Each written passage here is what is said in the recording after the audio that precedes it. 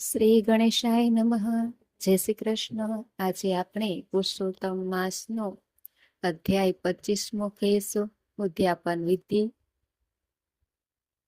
દ્રઢધન્વાએ પૂછ્યું, હે મહામુનિ, મને પુરુષોત્તમ માસનું ઉદ્યાપન વિધિ બતાવો. ઋષિએ કહ્યું, હે રાજન, પુરુષોત્તમ માસના કૃષ્ણ પક્ષની 8મ નોમ અથવા 14ને દિવસે આ વ્રતનું ઉદ્યાપન કરવું.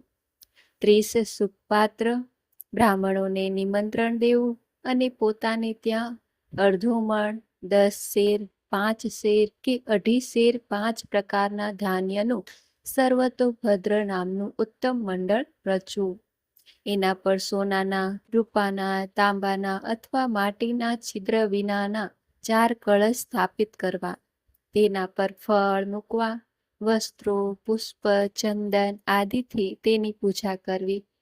તેમાં પંચપલ્લવ મૂકવા અને વાસુદેવ, બળભદ્ર, પ્રદ્યુમન અને અનિરુદ્ધ એ 4 મૂર્તિઓને ક્રમવાર 4 દિશામાં સ્થાપન કરવું ને 4 બ્રાહ્મણો પાસે જપ કરાવીને ભોજન, વસ્ત્રો અને દક્ષિણા આપવી. 4 દિશામાં દીપકો મૂકવા અને પત્ની સહિત ભગવાન પુરુષોત્તમની પૂજા કરવી તથા વાસુદેવાય સ્વાહા એ મંત્રથી તલનો હોમ કરવો. પૂજા કરનાર બ્રાહ્મણને તથા તેની પત્નીને પ્રસન્ન કરીને વાછરડા સહિત ગાયનું દાન આપવું. બની શકે તો 30 કાંસાના વાટકામાં 30 માલપુડા મૂકીને દાન આપવું. નોતરેલા બ્રાહ્મણોને ભોજન કરાવી દક્ષિણા આપવી. બ્રાહ્મણ પત્નીઓને વાંસના સુપડા, હળદર, કંકુ તથા બંગડીઓ દાનમાં આપવી.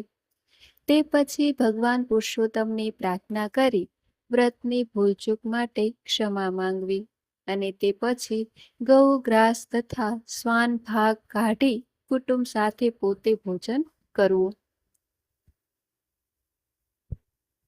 વ્રતના છેલ્લા દિવસે રાત્રે જાગરણ કરવું અને પુરુષોત્તમ ભગવાનનું વિસર્જન કરીને વ્રત પૂર્ણ કરવું. આ વ્રત અને ઉદ્યાપન જે કોઈ સ્ત્રી પુરુષ શ્રદ્ધાપૂર્વક કરે છે તેના ઘણા સુખો ભોગવીને વૈકુંઠમાં જાય છે.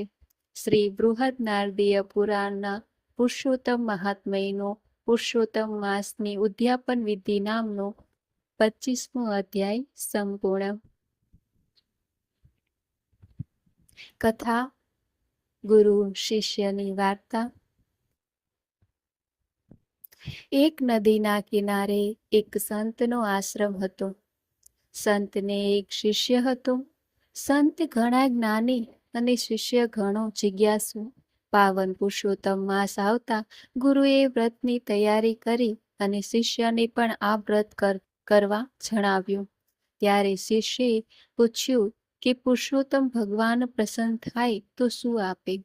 ગુરુ બોલ્યા, હે વત્સ, પુરુષોત્તમ પ્રભુનો મહિમા અપાર છે. આ મહિનામાં દાન, ધ્યાન, જપ, તપ કરનારનું જીવન સફળ થઈ જાય. પૂર્ણ શ્રદ્ધાથી વ્રત કરવાથી સુખ સમૃદ્ધિ મળે અને વ્રતના ઉજવણાના સમયે બ્રહ્મ ભોજન વખતે સાક્ષાત પ્રભુના દર્શન થાય. શિષ્યે વિચાર કર્યો કે આટલી સહેલાઈથી પ્રભુના દર્શન થતા હોય તો આ વ્રત કરવું જ જોઈએ. શિષ્યે તો વ્રત કર્યું. ઉજવણાના દિવસે 101 બ્રાહ્મણો તર્યા, લચપચતા લાડુ બનાવ્યા અને જાતે દેખરેખ રાખવા લાગ્યો. બ્રાહ્મણો જમતા હતા એ વખતે એક મેલો ખેલો દુર્ગંધ મારતો કુશ કાયાવાળો ભિખારી ત્યાં આવ્યો અને કરગરવા લાગ્યો, હે ભાઈ, હું 1 અઠવાડિયાથી ભૂખ્યો છું. હવે તો ચાલી પણ નથી શકતો. માટે મને થોડુંક ભોજન આપો, તેથી મારી ભૂખ સંતોષાય. શિષ્યને તો ભિખારીની ધરણ જોઈને એવી શૃંગ ચડી કે ધક્કા મારીને બહાર કાઢ્યો. પણ ભિખારી કરગરતો ત્યાં જ ઊભો રહ્યો અને ભોજન માટે વિનવવા લાગ્યો. ત્યારે ક્રોધથી આકળો બનેલો શિષ્ય લાકડી લઈને ભિખારી ઉપર તૂટી પડ્યો. ભિખારીને માર મારીને બહાર કાઢ્યો. ભિખારીના ગયા પછી હાશકારો કરતા તે પ્રભુની રાહ જોવા લાગ્યો હમણાં પ્રભુ પ્રગટ થાય અને દર્શન કરીને જીવન સફળ કરી લઉં. બ્રાહ્મણો જમી જમીને ઊભા થવા લાગ્યા, પણ પ્રભુ ન પ્રગટ્યા. દક્ષિણા લઈને બ્રાહ્મણોએ વિદાય થઈ ગયા, તોય પ્રભુ ન પ્રગટ્યા. ત્યારે શિષ્ય આવ્યો, ગુરુ પાસે ફરિયાદ કરી કે પ્રભુ તો આવ્યા જ નહીં. ગુરુ બોલ્યા કે પ્રભુ ન આવે એવું બને જ નહીં. શિષ્યે સોગંદ ખાઈને કહ્યું કે કોઈ આવ્યું નથી. ત્યારે ગુરુએ સમાધિમાં જોયું, બધી વાત જાણી લીધી. પછી શિષ્યને કહ્યું કે પ્રભુ તો આવ્યા હતા, પણ તારી આંખો એને ઓળખી ન શકી. જેને તે લાકડીઓ ફટકારીને તે સ્વયં પ્રભુ હતા. શિષ્યના ગળે વાત ન ઉતરી.